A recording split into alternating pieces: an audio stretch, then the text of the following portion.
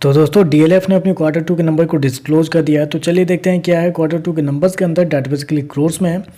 तो देखिए पिछले क्वार्टर की बात करें तो पिछले क्वार्टर में कंपनी ने 1362 करोड़ के आसपास का रेवेन्यू जनरेट किया था ऑपरेशन के थ्रू। पिछले साल देखें तो 1347 करोड़, जबकि अभी देखें तो बढ़ के 1975 करोड़ कंपनी का जो रेवेन्यू है वो आपको जाता हुआ साल देखें तो साल दर साल कंपनी के रेवेन्यू के अंदर एक बेहतरीन तेजी आपको देखने को मिले।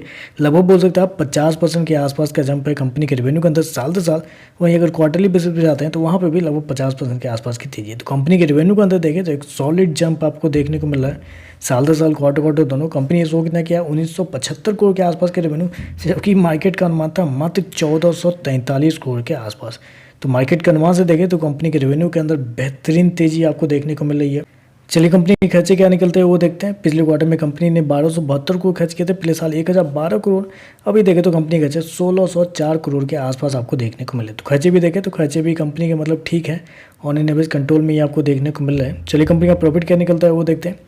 पिछले क्वार्टर में कंपनी 644 करोड़ के प्रॉफिट में थी, पिछले साल 621 करोड़ के आसपास, जबकि अभी देखें तो बढ़ के 1381 करोड़ कंपनी का जो प्रॉफिट है वो आपको जाता हुआ देखने को मिल रहा है। तो कंपनी के प्रॉफिट के अंदर एक बेहतरीन तेजी आपको देखने को मिली, लेकिन इसके पीछे का रीज़न भी है। रीज़न है कंपनी के टैक्स, क्योंकि इस क्वार्टर में अगर आप देखते हैं तो कंपनी को टैक्स के रूप में 466 करोड़ का रिटर्न मिला है। टैक्स रिटर्न जिसे हम बोलते हैं, तो कंपनी को 466 करोड़ रुपये वापस मिले हैं, जबकि पिछले क्वार्टर में देखें तो 118 करोड़ कंपनी को पे करने पड़े था, पिछले साल 112 करोड़ के आसपास। तो इस क्वार्टर में कंपनी को टैक्स रिटर्न में बहुत ज़्यादा पैसे मिल चुके हैं, जिसकी वजह से कंपनी का जो प्रॉफिट है वो आपको इतना बड़ा आपको देखने को मिल रहा है। क्योंकि टैक्स से पहले का प्रॉफिट अगर देखने के लिए जाते हैं तो पिछले क्वार्टर में 457 करोड़, पिछले साल 463 करोड़, अभी देखें तो बढ़ के 576 करोड़ के आसपास आपको जाता हुआ देखने को मिला। तो साल दर साल देखें तो साल दर साल कंपनी के प्रॉफिट के अंदर लगभग 23% के आसपास की तेजी आपको देखने को मिल रही है। वहीं अगर क्वार्टरली बेसिस पे जाते हैं तो क्वार्टरली बेसिस पे भी कंपनी के प्रॉफिट के अंदर लगभग बोल सकते हैं 25% के आसपास की तेजी है। तो कंपनी का प्रॉफिट देखें तो आपको साल दर साल क्वार्टर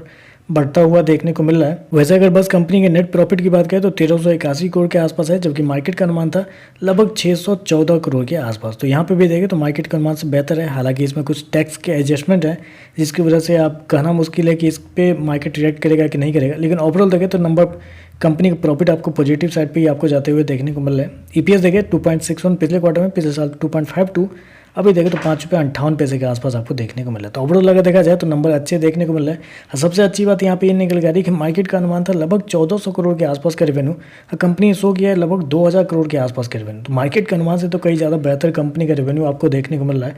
तो ऑब्वियस है कि ब्रोकर्स के द्वारा जो टारगेट है अपग्रेड किए जाएंगे, ऊपर की ओर के दिए जाएंगे। तो ओवरऑल देखें तो नंबर पॉजिटिव साइड पे है। बाकी देखते हैं मार्केट का क्या रिएक्शन आपको देखने को मिलता है। तो चलिए बस आज के लिए बस इतना ही। वीडियो पसंद आए तो लाइक कीजिएगा, साथ में साथ चैनल को सब्सक्राइब जरूर कीजिएगा। धन्यवाद।